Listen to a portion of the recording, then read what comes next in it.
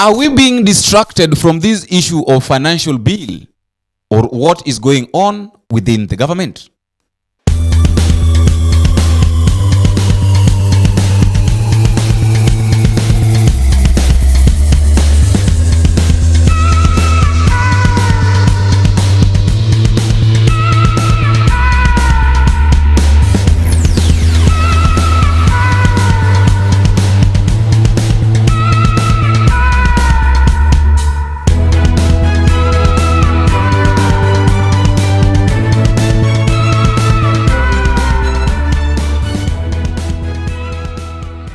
Welcome back to Vana Media. My name is Boniface Owino, and as usual, I'm going to be your host for today.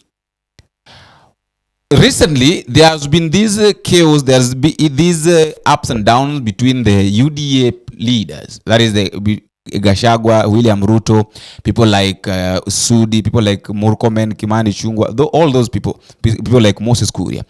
And a lot has happened, whereby even the deputy president himself went for exile for 1 week, saying that he went for prayers, something like that. People are saying that deputy president is looking for a new political party that he wants to join so that he can vie for the presidency coming 2027. This issue of Limuru 3, a lot is happening. But the big question is this: is the government trying to distract the attention of Kenyan citizens from this financial bill 2024? Because I talked about this thing some days back, and I got a lot of response. People were telling me that, Bonnie, I think that is the main reason.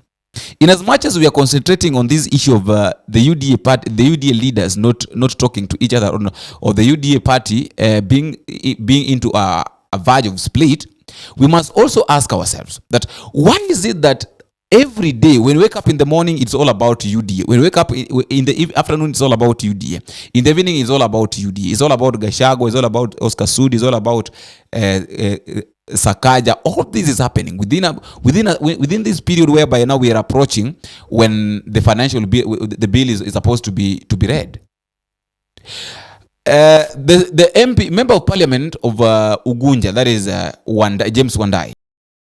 To speak before I digress further, we are being treated to some shenanigans, some charade, some artificial differences within the regime that is ruling. You hear those differences they are talking about. Those are diversionary tactics, so that citizens can stop focusing on these punitive taxes.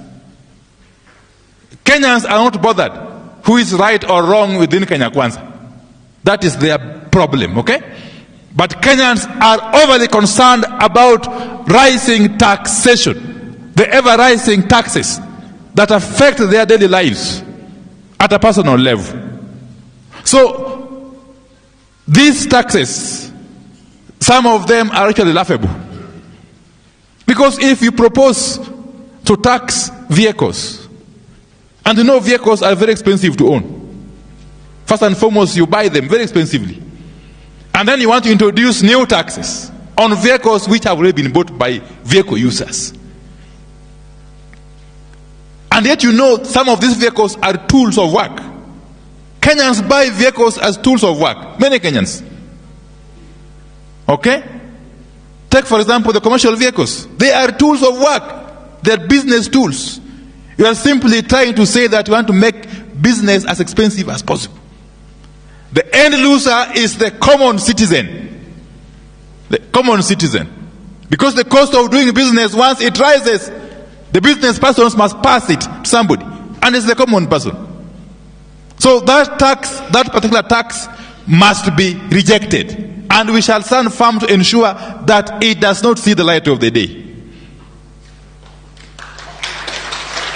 I heard some of my colleagues in parliament say that if you don't want to pay the vehicle tax, then leave your vehicle at home or stop buying a vehicle. You know, that is the height of insensitivity. The height of insensitivity. Take the issue of the tax on bread. There is a good reason why bread has all this time been zero rated. Very good reason. Then you wake up one morning, you want to introduce 16% VAT on bread. You are simply telling Kenyans that they are on their own.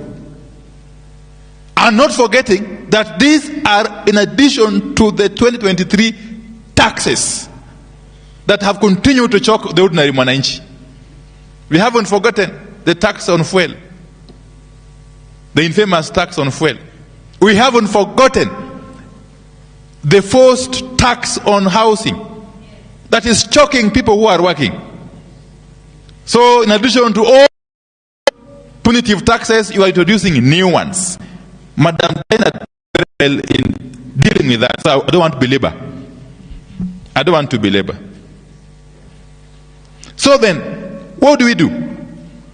My appeal to Kenyan citizens is to remain vigilant. Is to remain vigilant. Even though you have elected your representatives in parliament, don't abdicate your cardinal and patriotic responsibility of remaining vigilant and holding the government, including those that you have elected, to account. That cardinal responsibility cannot be taken away from you, because ultimately, as our constitution decrees, the ultimate power is vested in you. Ultimate power. So in this journey, I want to plead that we work together with Kenyans, even as we battle out with the Kenya Kwanza regime